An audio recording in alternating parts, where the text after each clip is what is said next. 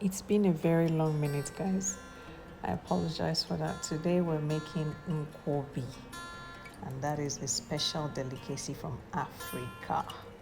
We're going to need cow foot or cow tail. This is what cow foot looks like.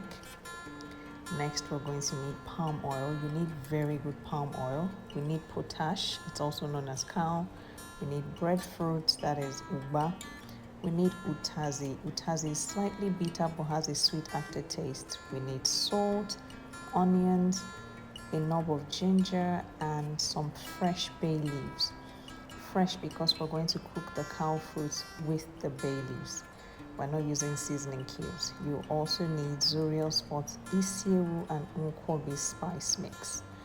Apart from the onion rings, you need another medium-sized onion. So in a pressure pot, we're adding 1 cup of water, the onions, salt, which is a tablespoon of salt, the fresh bay leaves, a knob of ginger, and in goes the cow foot that has been cut up into portions. This will cook for 1 hour in a pressure pot so it gets really soft. While it's cooking, we prep the other ingredients. Slice the utazi, dissolve the potash in 2 to 3 tablespoons of warm water. Warm so it dissolves completely. Pour the palm oil in a clean bowl. Using a whisk, you want to stir the dissolved potash into the palm oil. This allows it to curdle. This is what is going to serve as the sauce for the Nkwobi. So you continue to whisk it. You can see that it's starting to change in color and it's also starting to thicken. So you do this for about 4 to 5 minutes. That's why I prefer using a whisk, because this will give you the best results, not a wooden spoon or a spatula. This is the color you want and the exact consistency that we would need for the sauce.